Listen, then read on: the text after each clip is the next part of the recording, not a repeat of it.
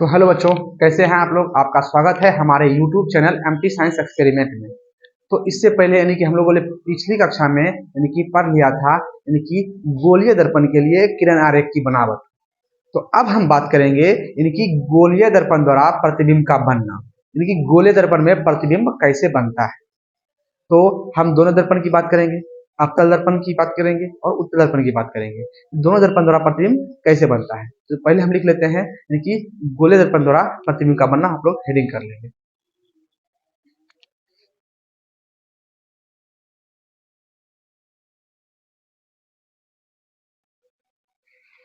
तो अब हम बात कर लेते हैं यानी कि दोनों दर्पण द्वारा प्रतिबिंब कैसे बनता है, यानी कि वस्तु कहाँ मौजूद रहता है।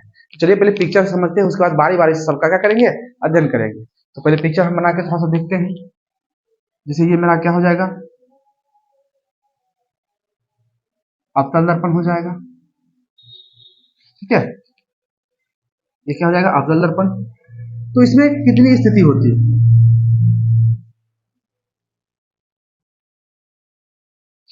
जैसे ये क्या हो गया ध्रुव, ये क्या होगा वक्ता केंद्र, ये क्या हो गया फोकस। तो वस्तु कहाँ कहाँ मौजूद रहती है, वस्तु का प्रतिबिंब किस तरह से बन सकता है। तो पहले हम वस्तु की स्थिति को देख लेते हैं। तो इसमें अगर हम पहले बात करेंगे तो वस्तु कहाँ रहेगी, एक अनंत पे रहेगी फर्स्ट स्थिति में। दूसरा क्या कर सकते हैं, वस्तु को वक्रता केंद्र और अनंत के बीच रख सकते हैं। ये मान लेते हैं कोई ए बी है वस्तु की ऊंचाई। फिर दूसरी स्थिति में हम क्या करेंगे, यानी कि वस्तु को कहाँ रखेंगे, अनंत और वक्रता केंद्र के बीच। ये हो गया दूसरी स्थिति। ये क्या है, वस्तु की ऊंचाई ए भी हो सकती है। तीसरा स्थिति में कहाँ रखेंगे, यानी कि तीसरा स्थिति में वस्तु को रखेंगे यानी कि वक्रता केंद्र पर। ये हो गया ए और बी वस्तु की ऊंचाई, यानी हो गया ये तीसरा स्थिति। और चौथा स्थिति में कहाँ रखेंगे वस्तु को, यानी कि वक्ता केंद्र और फोकस के बीच। ये वस्तु की ऊंचाई, यानी ये हो गया ये चौथा स्थिति। पांचवा स्थिति में क्या करेंगे, वस्तु को कहाँ रखेंगे, फोकस पे। ये ए ये बी, ये क्या हो गया पांचवा स्थिति। और छठा स्थिति में क्या रखेंगे, वस्तु को यानी कि ध्रुव और फोकस के बीच। ये हो गया छठा स्थिति। और सातवां में हम लोग रख सकते हैं इसको ध्रुव पे रख सकते हैं। तो ध्रुव पे जब रखते हैं तो प्रतिबिंब वहीं पे बनता है। तो यहाँ तक बात आपको समझ में आ गया कि हम यहाँ से देखेंगे कि गोलीय दर्पण में प्रतिबिंब कैसे बनता है, यानी कि वस्तु को कहाँ कहाँ रखा जाता है, यानी कि कहाँ कहाँ रखेंगे तो उसका प्रतिबिंब का आकार चेंज हो जाएगा, यानी बदल जाएगा, प्रतिबिंब की स्थिति बदल जाएगी। इसी प्रकार अगर हम बात करेंगे यानी कि उत्तल दर्पण में, तो उत्तल दर्पण में अगर हम देखेंगे तो ये हमारा क्या हो जाएगा उत्तल दर्पण। ये क्या हो जाएगा ध्रुव, ये हो जाएगा फोकस और ये हो जाएगा वक्रता केंद्र। तो इसमें हम वस्तु को कहाँ कहाँ रख सकते हैं, एक तो अनंत पे रख सकते हैं, ये हो जाएगा अनंत। दूसरा कहाँ रख सकते हैं, यानी कि दूसरा आप कहीं आपको दिख रहा होगा कहाँ रख सकते हैं, तो यहाँ रख सकते हैं ध्रुव और अनंत के बीच, यानी यहाँ कहीं भी रख सकते हैं इसके बीच में, यानी कि वस्तु को ध्रुव और अनंत के बीच रख सकते हैं। इसमें दो ही स्थिति होती है, या आप एक स्थिति और कर सकते हैं कि ध्रुव पे रखेंगे तो ध्रुव पे भी रख सकते हैं, तो इसमें वही बात हो जाएगी, यानी कि ध्रुव पे रखेंगे तो प्रतिबिंब भी वहीं पे बनेगा। जब हम बात करेंगे अवतल दर्पण में, तो वस्तु कहाँ कहाँ रखेंगे और उसका प्रतिबिंब कहाँ कहाँ बनेगा, तो इस 6 स्थिति के बारे में हम लोग पढ़ेंगे। और इसमें अगर हम बात करेंगे यानी कि उत्तल दर्पण में,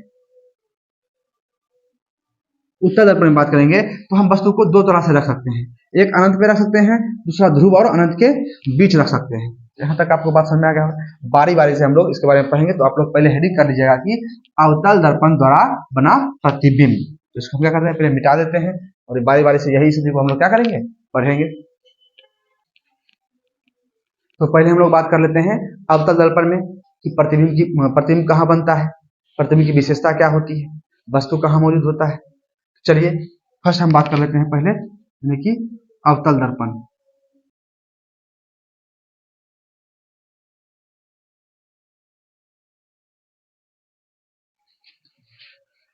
तो इसमें हम क्या कर सकते हैं, यानी कि अवतल दर्पण की बात कर रहे हैं तो प्रतिबिंब कहाँ बनेगा। तो फर्स्ट स्थिति अगर हम देखेंगे तो हम फर्स्ट बात करेंगे जब वस्तु अनंत पर हो। जब वस्तु कहाँ होगी, अनंत पर मौजूद होगी। तो हम डायग्राम समझेंगे, जैसे कि ये मेरा क्या है, अवतल दर्पण है, ये क्या हो जाएगा अवतल दर्पण, ये क्या है ध्रुव, और ये क्या है फोकस, और ये क्या है वक्ता केंद्र। तो वस्तु अभी कहाँ होगी अनंत पे, ये हम मान लेते हैं कि ये क्या है बहुत अनंत यानी बहुत दूर, तो ये क्या है इन्फिनिटी यानी कि क्या है अनंत है। तो यहाँ से क्या हो जाएगी बहुत सारी किरणें आएंगी, तो वस्तु से दो किरणों हम लोग लेके चलते हैं, यानी कि फर्स्ट अगर यहाँ से लेके चलेंगे मुख्य अक्ष के समांतर, यदि यहाँ से आएगी मुख्य अक्ष के समांतर तो दर्पण से क्या होगा इसका परावर्तन होगा, और ये कहाँ से जाएगी तो फोकस से जाएगी।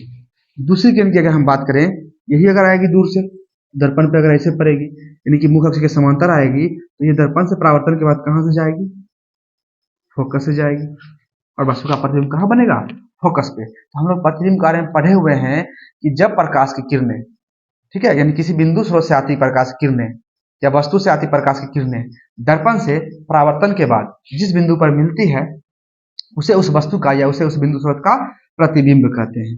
तो वस्तु का प्रतिबिंब कहाँ बनेगा एकदम यहाँ बनेगा, और प्रतिबिंब आपको दिख रहा होगा कैसा बन रहा है एकदम बिंदु आकार का बन रहा है। तो उसकी अगर हम विशेषता की बात करेंगे,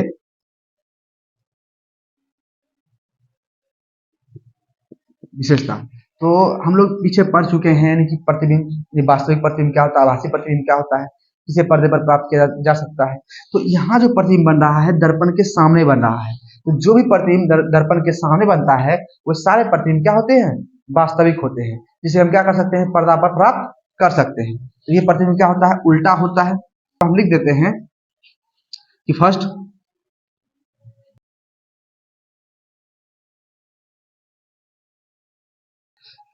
दूसरा बात करेंगे तो प्रतिबिंब कहाँ बन रहा है, तो वस्तु जब क्या है अनंत पे है तो प्रतिबिंब कहाँ बन रहा है, ये ए डैश बी डैश क्या है प्रतिबिंब है, तो प्रतिबिंब कहाँ बन रहा है तो फोकस पे बन रहा है।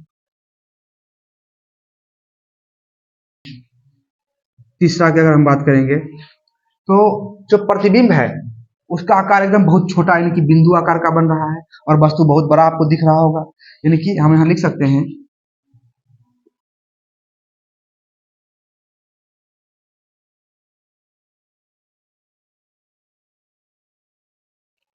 तो इसकी एक बार हम लोग फिर से चर्चा कर लेते हैं। जब वस्तु कहाँ हो अनंत पे हो तो यहाँ से तो हम बहुत सारी किरणें लेके जा सकते हैं, लेकिन जब हम बात करते हैं प्रतिबिंब बनाते हैं तो हमेशा दो किरण आरेख की बात करते हैं, जहाँ से हमको क्या होता है समझने में आसानी होती है। तो हम यहाँ से दो किरण को लेके गए हैं, जो मुख्य अक्ष के समांतर जाएगी तो दर्पण से इसका जब परावर्तन होगा तो कहाँ से जाएगी फोकस से जाएगी, और परावर्तन के बाद जो किरणें जिस बिंदु पर मिलेगी वही वस्तु का क्या बन जाएगा प्रतिबिंब बन जाएगा। तो इसका प्रतिबिंब यहाँ फोकस पे बन रहा है और बहुत छोटा बन रहा है। तो हम इसकी विशेषता की अगर बात करेंगे तो प्रतिबिंब वास्तविक एवं उल्टा बनता है, प्रतिबिंब फोकस पर बनता है, देख रहे होंगे आपको प्रतिबिंब का आकार वस्तु से बहुत छोटा यानी कि बिंदु आकार का बनता है। उसको आप क्या कर लेंगे नोट कर लेंगे, मैं क्या करता हूँ मिटा देता हूँ।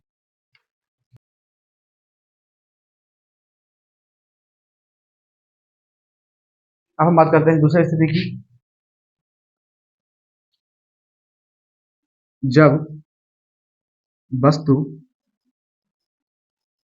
अनंत एवं वक्रता केंद्र के बीच हो, जब वस्तु कहाँ होगी अनंत एवं वक्रता केंद्र के बीच होगी। तो इसका तो हम अगर डायग्राम की बात करेंगे तो ये क्या है कोई अवतल दर्पण है, ठीक है, यहाँ क्या है कोई ध्रुव, इसको क्या बोलते हैं मुख्य अक्ष, हम मान लेते हैं कहीं फोकस, ठीक है, और यहाँ मान लेते हैं वक्ता केंद्र। तो वस्तु कहाँ होगी यानी कि अनंत और वक्ता केंद्र के बीच, तो यहाँ कोई वस्तु होगी, मान लेते हैं ये भी कोई वस्तु है। अब यहाँ से प्रकाश किरणें आएगी, अगर मुख्य अक्ष के समांतर जाएगी तो मुख्य अक्ष के अगर समांतर जाएगी तो दर्पण से परावर्तन के बाद कहाँ से जाएगी, दर्पण से परावर्तन के बाद फोकस से होकर जाएगी, दर्पण से परावर्तन के बाद कहाँ जाएगी फोकस से जाएगी। अब क्या होगी दूसरी प्रकाश किरण की अगर बात करेंगे, दूसरी प्रकाश किरण फिर अगर यहाँ से निकलेगी इस वस्तु से तो यहाँ कहाँ जाएगी, अगर फोकस से होकर जा रही है दर्पण से परावर्तन के बाद कहाँ से जाएगी, तो दर्पण से परावर्तन के बाद मुख्य अक्ष के समांतर हो जाएगी। तो पीछे हम लोग नियम पढ़े हुए हैं तो वस्तु का प्रतिबिंब कहाँ बनेगा, यानी कि बी डैश ए डैश। तो वस्तु का प्रतिबिंब यहां बनेगा। वस्तु का प्रतिबिंब कहाँ बन रहा है, यानी कि फोकस और वक्ता केंद्र के बीच। तो आपको यहाँ दिख रहा होगा कि वस्तु का आकार क्या है, बड़ा है, और प्रतिबिंब का आकार क्या है, छोटा है। तो यहाँ से अगर हम विशेषता यहाँ लिखेंगे तो विशेषता में क्या देखेंगे, प्रतिबिंब वास्तविक एवं उल्टा बनता है। दूसरा विशेषता की बात करेंगे तो प्रतिबिंब फोकस पर बन रहा था इसमें, तो अभी क्या कहेंगे, फोकस एवं वक्ता केंद्र, फोकस एवं वक्रता केंद्र के बीच बनता है। तीसरा की अगर हम बात करेंगे तो प्रतिबिंब का आकार वस्तु से बहुत छोटा बन रहा था, लेकिन वस्तु से थोड़ा सा छोटा बन रहा है, तो हम क्या कहेंगे, वस्तु से छोटा, वस्तु से छोटा बनता है। बहुत छोटा नहीं बोलेंगे, मतलब छोटा बनता है, वस्तु से छोटा बनता है। तो यहाँ तक बात आपको समझ में आ गया होगा। इसे आप क्या कर लेंगे, नोट कर लेंगे। अब हम बात करेंगे तीसरा स्थिति, वस्तु कहाँ, पहले फर्स्ट में कहाँ थी, अनंत पे, दूसरा अनंत और वक्ता केंद्र के बीच, तीसरा कहाँ रखेंगे वस्तु को, यानी कि वक्ता केंद्र पर रखेंगे। तो अब तीसरा स्थिति की बात करेंगे तो वस्तु कहाँ होगी,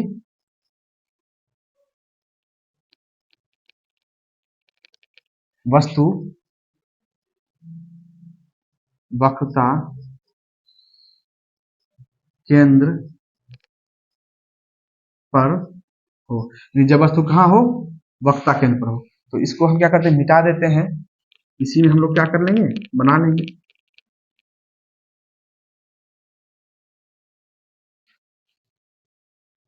अब वस्तु को कहाँ रखेंगे, यानी कि वक्ता केंद्र पर। ये क्या है, वक्ता केंद्र,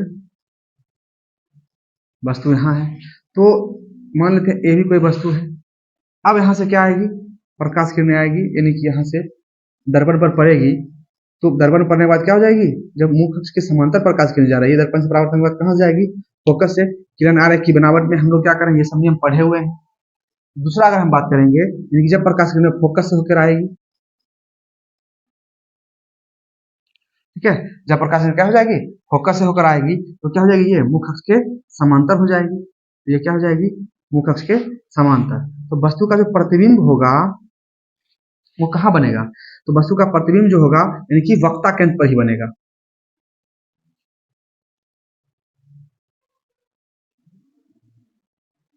यानी कि जब वस्तु कहाँ हो, वक्ता केंद्र पर हो, तो वस्तु का जो प्रतिबिंब होगा वो वक्ता केंद्र पर ही बनेगा, और जितना बड़ा वस्तु होगा उतना बड़ा ही प्रतिबिंब बनेगा। तो इसकी हम विशेषता की बात करेंगे तो प्रतिबिंब वास्तविक एवं उल्टा, तो वास्तविक एवं उल्टा ये सभी स्थिति में होगी, वास्तविक एवं उल्टा। दूसरा स्थिति की बात करेंगे तो प्रतिबिंब कहाँ बन रहा है, वक्ता केंद्र पर ही बन रहा है, तो प्रतिबिंब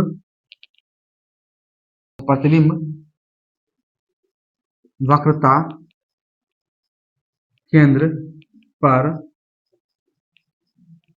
बनता है। तो अब तीसरा अगर बात करें विशेषता की, तो प्रतिबिंब वस्तु के बराबर बनता है। तो प्रतिबिंब का आकार वस्तु के आकार के बराबर होता है, वस्तु के आकार के बराबर, वस्तु के आकार के बराबर बनता है। तो यहां तक बात आपको समझ में आ गया होगा। इसे आप क्या कर लेंगे, नोट कर लेंगे। मैं क्या करता हूं, मिटा देता हूं। अब हम बात करेंगे चौथा स्थिति में कि जब वस्तु वक्ता केंद्र एवं फोकस के बीच हो। जब वस्तु कहाँ होगी, वक्ता केंद्र एवं फोकस के बीच हो। तो इसको क्या करता हूँ, मिटा देता हूं।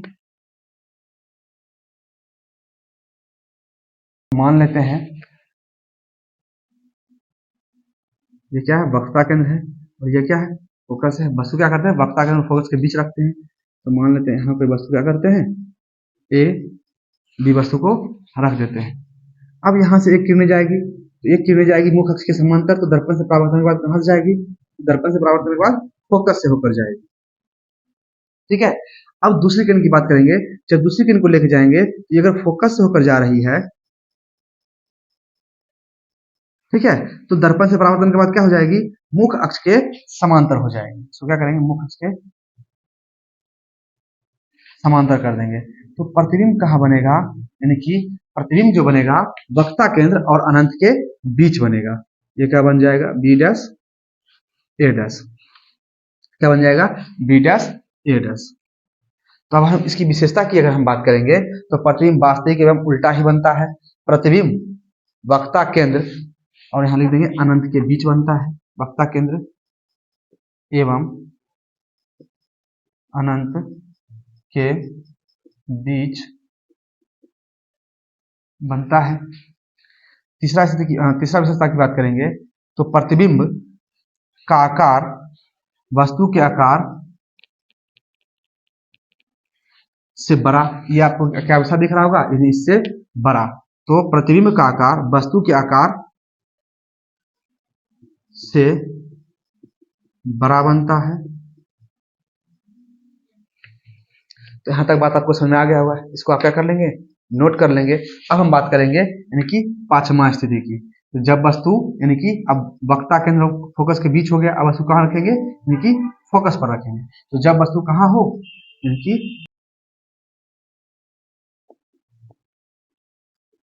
फोकस पर हो, ठीक है। इसका कहते हैं मिटा देते हैं,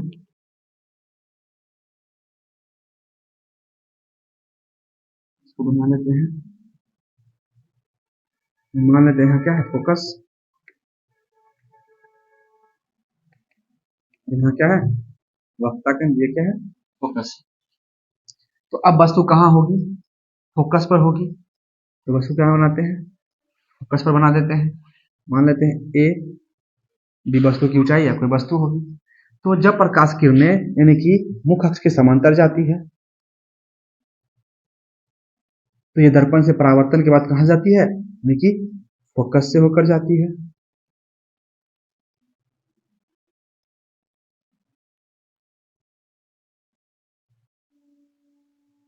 ठीक है। अब हम बात करते हैं यानी कि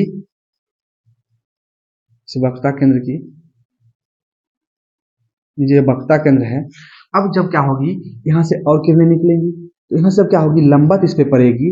तो जब लंबत पड़ेगी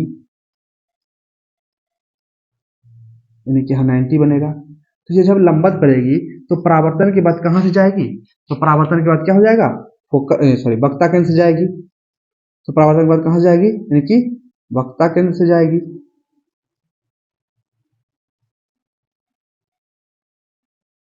तो ये क्या हो जाएगा, अनंत पे जाके देखिए इधर क्या है, थोड़ा सा दूरी बड़ा है, तो ये क्या हो जाएगी, धीरे धीरे कहाँ हो जाएगी, कहीं अनंत पे जाके मिल जाएगी। तो यहाँ पर हम इसकी विशेषता की बात करेंगे, जब विशेषता की बात करेंगे तो प्रतिबिंब वास्तविक एवं उल्टा बनेगा। प्रतिबिंब वक्ता केंद्र पर बन रहा था, अब प्रतिबिंब कहाँ बनेगा, तो प्रतिबिंब अनंत पर बनेगा, कहीं जाके मिल जाएगी। तो प्रतिबिंब अनंत पर बनता है और प्रतिबिंब का आकार वस्तु के आकार से बड़ा। अब जो है यहाँ प्रतिबिंब बनेगा वो बहुत ही बड़ा बनेगा। तो वस्तु के आकार से, प्रतिबिंब का आकार वस्तु के आकार से बहुत बड़ा बनता है। तो यहाँ तक बात आपको समझ में आ गया होगा। इसको आप क्या कर लेंगे, नोट कर लेंगे। मैं क्या करता हूँ, मिटा देता हूँ। हम छठा स्थिति की बात करेंगे। अब वस्तु कहाँ होगी, यानी कि ये जो फोकस है, यानी कि अब वस्तु कहाँ होगी, फोकस और ध्रुव के बीच कहीं होगी। तो जब वस्तु कहाँ हो, फोकस एवं ध्रुव के बीच हो। तो मैं क्या करता हूँ, मिटा देता हूँ।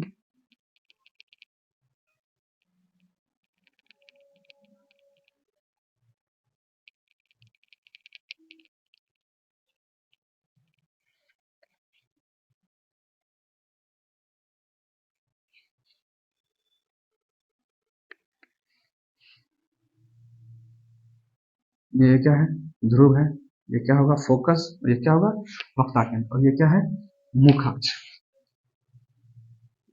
अब हम बात करेंगे यानी कि जब वस्तु फोकस एवं ध्रुव के बीच हो, तो ये ध्रुव है और ये फोकस, इसके बीच कहीं भी रख सकते हैं। तो मान लेते हैं हम यहाँ क्या करते हैं, वस्तु ए बी को रख देते हैं। तो यहाँ से जब प्रकाश किरणें ऐसे आएगी, मुख अक्ष के समांतर जाएगी, दर्पण से परावर्तन के बाद कहाँ से जाएगी, दर्पण से परावर्तन के बाद फोकस से होकर जाएगी। दूसरी यदि हम बात करेंगे कि इस पे लंबवत जब प्रकाश किरणें पड़ेगी, जब क्या होगी, लंबवत प्रकाश किरणें पड़ेगी, ठीक है। तो जब लंबवत पड़ेगी तो ये दर्पण से परावर्तन के बाद कहां से जाएगी, दर्पण से परावर्तन के बाद वक्ता केंद्र से जाएगी। तो आपको दिख रहा होगा कि ये किरणें क्या हो रही है, धीरे धीरे क्या हो रही है, फैलती जा रही है। तो ये कहीं नहीं जाके मिलेगी, अनंत पे भी जाके नहीं मिलेगी। तो वस्तु का प्रतिबिंब कहाँ बनता है, तो वस्तु का जब क्या करते हैं, इस किरण आरेख को, यानी कि जो आपतित किरण है, इसको क्या करते हैं, जब पीछे बढ़ाते हैं, और इस आपतित किरण को जब पीछे बढ़ाते हैं तो एक बिंदु पर मिलती हुई प्रतीत होती है, जहां वस्तु का क्या होता है, आभासी प्रतिबिंब यानी कि ए डैश बी डैश प्राप्त होता है। और इस स्थिति में वस्तु का हमें जो है ना सीधा प्रतिबिंब प्राप्त होता है। तो हम लोग सभी स्थिति में देख रहे थे, यानी कि जब वस्तु फोकस पे थी तब तक हमें जो प्राप्त हो रहा था प्रतिबिंब, यानी कि वास्तविक एवं उल्टा प्राप्त हो रहा था। अब क्या होगा, जब वस्तु कहाँ होगी, फोकस एवं ध्रुव के बीच होगी, तो जो प्रतिबिंब प्राप्त होगा वो कैसा होगा, एकदम सीधा प्राप्त होगा और वस्तु से बड़ा प्राप्त होगा। तो हम यहाँ लिख देते हैं प्रतिबिंब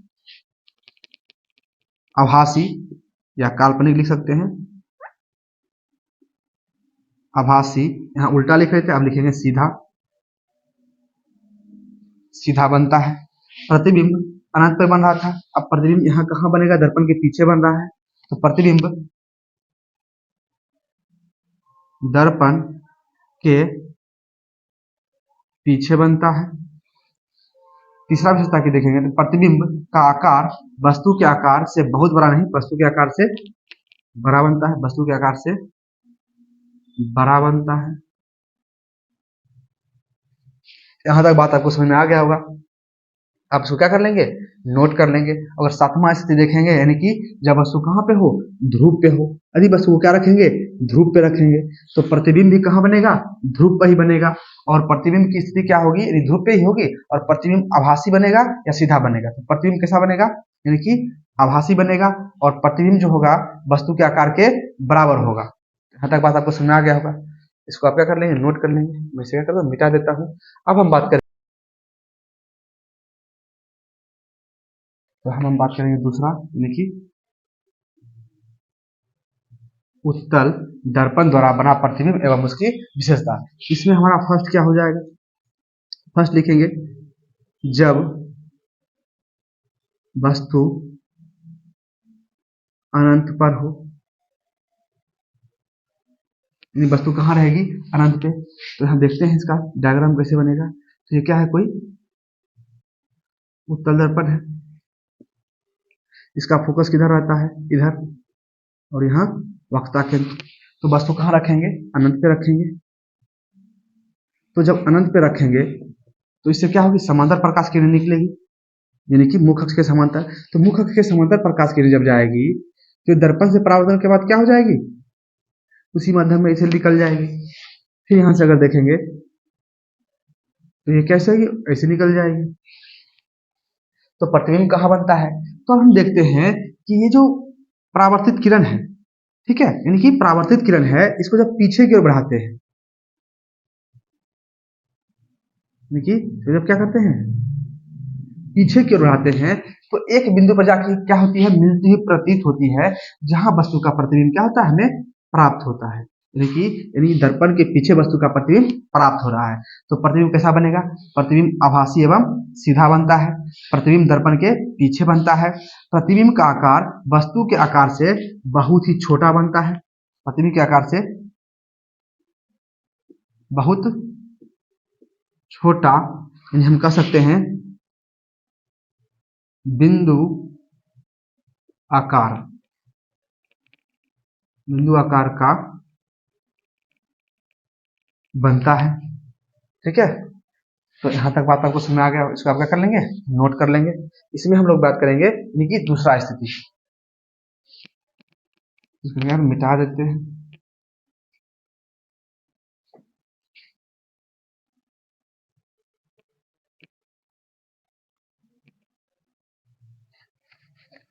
ये क्या है?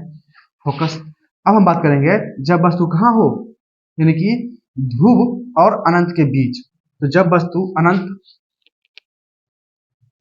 एवं ध्रुव के बीच हो तो वस्तु को हम कहाँ रख देंगे, यानी कि अनंत और ध्रुव के बीच यहां रख देते हैं। तो मान लेते हैं ए बी क्या है, कोई वस्तु है। तो जब प्रकाश किरणें अगर ए से जाएगी, यानी कि जब प्रकाश किरणें क्या हो जाएगी, यानी कि मुख्य अक्ष के समांतर जाएगी, तो ये क्या हो जाएगी, ऐसे परावर्तित हो जाएगी। और जब प्रकाश किरणें इस पे लंबवत जाएगी, यानी कि लंबवत जाएगी, तो यहाँ 90 होगा, ठीक है। तो लंबवत जाएगी तो इसी पथ पर लौट जाएगी। तो जब लंबवत जाएगी तो हम यहाँ बात किए थे, यानी कि जब प्रकाश किरणें यानी कि इस पे लंबवत पड़ेगी तो वो कहाँ से जाएगी, यानी कि हमें क्या होगा, ये वक्रता केंद्र, यानी कि वक्रता केंद्र से जाती हुई प्रतीत होगी। और जब क्या होगा, यानी कि ये प्रकाश किरणें को क्या करेंगे, पीछे बढ़ाएंगे, यानी कि मुख्य अक्ष के समांतर जा रही है, तो परावर्तन के बाद जब क्या करेंगे, इसको पीछे बढ़ाएंगे तो ये क्या होगा, यानी कि फोकस से होकर मिलती जाएगी। तो यहाँ क्या होता है, यानी ये जो दो आपतित किरण थी उसको पीछे बढ़ाएं तो यहाँ किसी बिंदु पर मिलती हुई प्रतीत होगी, और यही क्या होगा, वस्तु का ए डैश बी डैश प्रतिबिंब बन जाएगा। यहाँ तक बात आपको समझ में आ गया होगा कि जब वस्तु क्या हो, यानी कि अनंत पे हो तो प्रतिबिंब कहाँ बनेगा, फोकस पे बनेगा। जब वस्तु कहाँ हो, अनंत और ध्रुव के बीच हो, तो उसका प्रतिबिंब कहाँ बनता है, यानी कि ध्रुव और फोकस के बीच, यानी कि बहुत छोटा बनता है। तो कहीं भी यहाँ पर बन सकता है। जब वस्तु को इधर उधर घसकाएंगे तो प्रतिबिंब किसी भी इधर उधर घसकेगी, यानी प्रतिबिंब हमेशा क्या होता है, यानी प्रतिबिंब इसमें क्या होता है, हमेशा छोटा बनता है। और प्रतिबिंब क्या होता है, आभासी बनता है और सीधा बनता है। तो प्रतिबिंब आभासी एवं सीधा बनता है। प्रतिबिंब दर्पण के पीछे बनता है। प्रतिबिंब का आकार वस्तु के आकार से, यानी कि क्या होता है, छोटा छोटा बनता है, छोटा बनता है।